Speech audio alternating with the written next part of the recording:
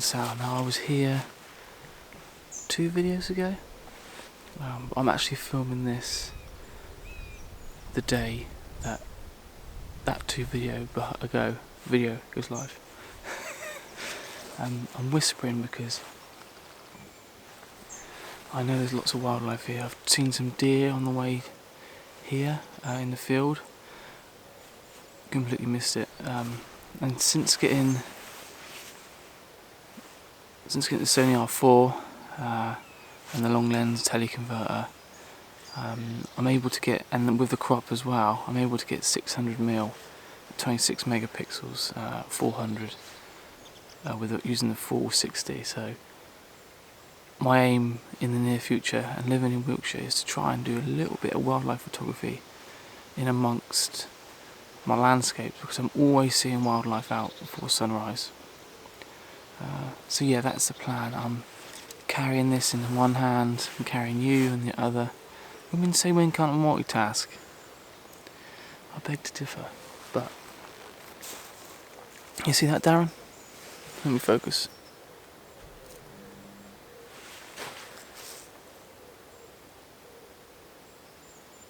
There's got to be at least 200 tons worth of beef there. I've got to walk right through it.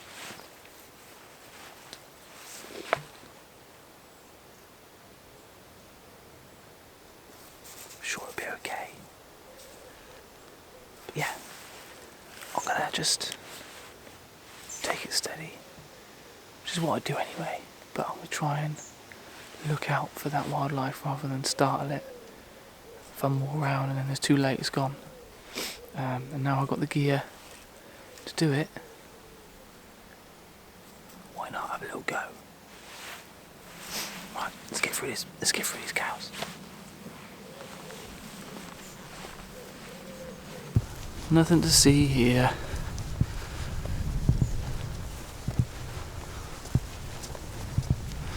There's quite a few of them. Can't we? No one seems to give a tiny rat's ass.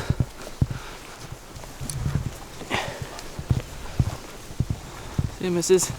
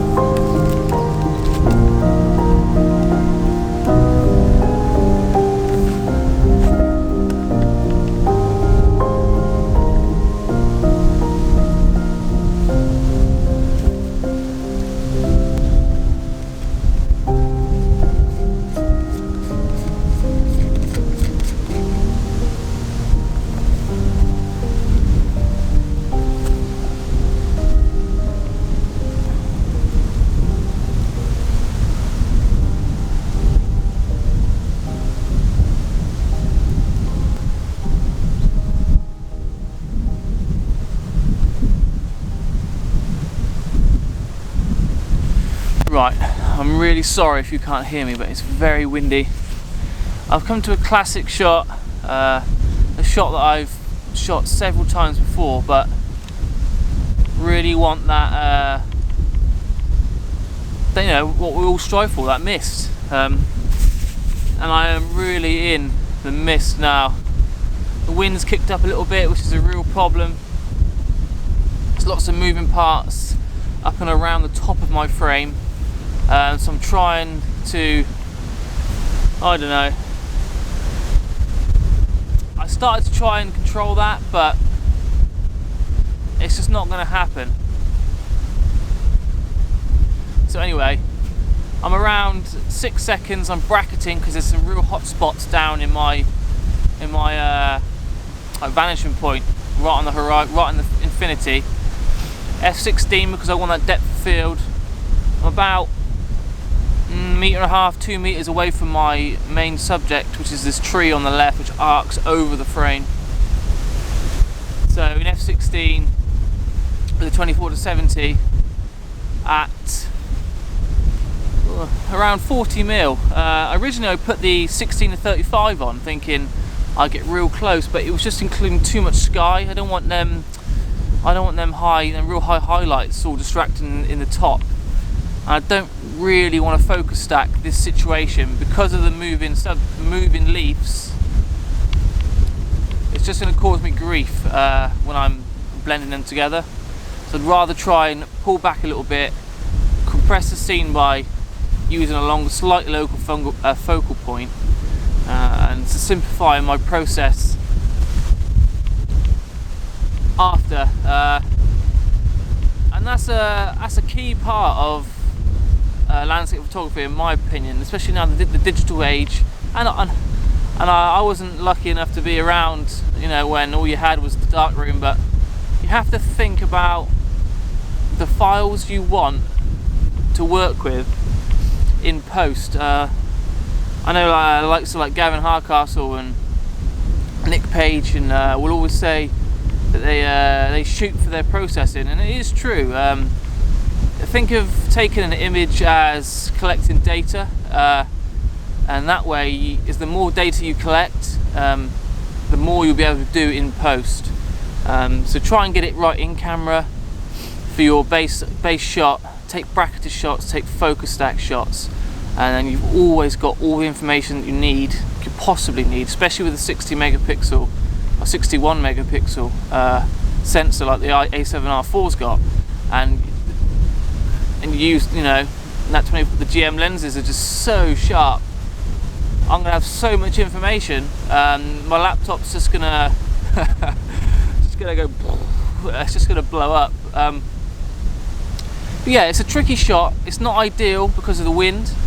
I've got a perfect amount of mist, but that wind is causing issues, and it is going to make this shot not 100% how I wanted, which is always the way.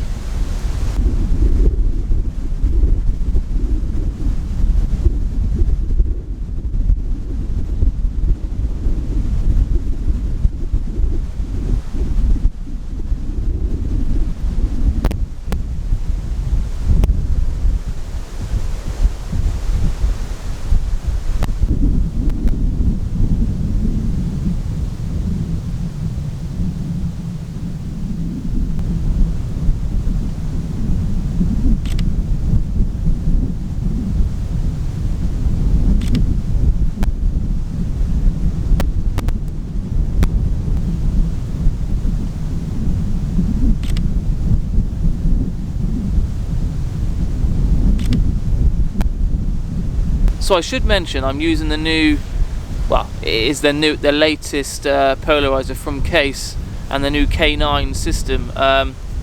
It's a bigger polarizer than the old one, so it's a 90 instead of I think it was an 86, and that just eliminates any vignetting at 24 behind. So if you like I've got the 16-35 Sony G Master. You used to get quite a bit of vignetting, and I did notice maybe a little bit of vignetting when I used to use 11-16 and right out 11 mil on the little D7200. And while I remember, I will put that image I took using the Nikon up on the screen so you can see a comparison to the cropped 24 megapixel to the 60 megapixel. I think I've got it somewhere in the right sort of area, so the images the composition should be fairly similar. But yeah, I'm using a polarizer, and that's just enriching the browns I've got on the deck, and it's giving them trees a real greeny punch, because there's quite a lot of like algae, quite a lot of sort of I suppose it is algae or sort of lichen growing up on the side of the trunks, and that's quite a strong factor. It's quite a high contrast scene, this, in clear skies. It just doesn't work because it's too harsh. The colours are real punchy, and it almost looks fake. You have to sort of really desaturate the image, and it'd be interesting to see how this Sony performs. Everyone says it's quite a flat file you get out of the Sony, so it'd be interesting to see how I sort of react to that. I'm used to using the little D7200, and to be fair, Nikon's I tend to think are quite flat, and it's obviously a RAW file anyway, so they're always going to be flatter than a JPEG. But the Sonys are known for more of a flatter image. But to be honest with you, the images I've took in the woods last week, I never really noticed too much difference compared to the S1R, if I'm honest. Yeah, it's just a cracking camera. I'm just really enjoying using it, and I thought that I might struggle with the grip being so small, especially compared to having the Lumix. But with this small rig L bracket, you just get like an extra 20mm or so on the bottom of your grip. And the new version, the A7R version, has like a leathery sort of imprint around the bottom of it, which helps the aesthetics, and it looks like it's a part of the camera rather than just an add-on. So yeah, I'm just bracketing my shots around half a stop a time, because I am struggling with that dynamic range, and I don't really know the dynamic range of the camera. I don't really want to boost some shadows too much unless I have to. Even apparently, Sony claim 15 stops of dynamic range. I'm not denying that, but I'd rather try and get it right in camera. And like I said earlier, it's all about shooting for that post-processing. I'm trying to get these files exactly how I want, so when I get into Lightroom, I know exactly what I can get out of them. Right, I just wanted to show you what I can see on the back of the camera after I take my shots. Just as clarification that you're sharp, you can zoom way in and you can just see so much detail. This 61 megapixel sensor is just incredible. I'm not blowing my highlights down there in the distance. I'm shooting around f16, f14, I'm mixing it up, and my base shot is around 3 seconds, ISO 100, and the files are just, they're just incredible. You can see obviously my bracketed shots, and I have been a bit naughty, and I haven't put my hand in front of my lens like I always say I normally do. I'm gonna have to fumble my way around. But yeah, I just thought I'd show you and pinch and zoom in so you can see just the quality of this sensor, and the LCD screens, it makes my life so much easier as a photographer. And you don't obviously need this. I use this D7200 for a long time, but it's the same old thing. Once you jump in the Ferrari, it's hard to get back in the old work van. So yeah, it's nice to spend some time using some nice kit, and hopefully it will show in my images the sharpness, the detail. Yeah, so I just thought I'd show you that. Right, I think it's time I ended this video. I'm going to head off further around. I will put some more pictures up if I get any more. I do apologise for the wind noise. But yeah, if I get any more pictures, I will make sure I put them up on the screen at the end. And I hope you enjoyed this little vlog. I'm going to end it here, like I said, because it is getting a bit long. I have tried not to big up the Sony too much, but it's hard to not get excited and talk about it. But yeah, I'm enjoying using the Sony. I'm enjoying the files. It's just a nice camera to use, and I'm going to take a walk down there. I found some real gnarly trees, which you would have seen in one of my previous vlogs. well, the first vlog I used with the Sony. Was it first or second? I can't remember. But yeah, I found some gnarly trees, so I'm going to go and shoot them. But, I'm Photoninja. This is Martinsell Hill. Thank you so much for watching, and I will put up the Nikon D7200 image using the 11:16 Tachyna up against this file, so you can see a sort of comparison.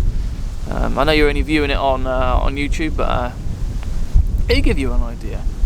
Right, I'm going to pack up my gear and head to that gnarly tree. Ciao.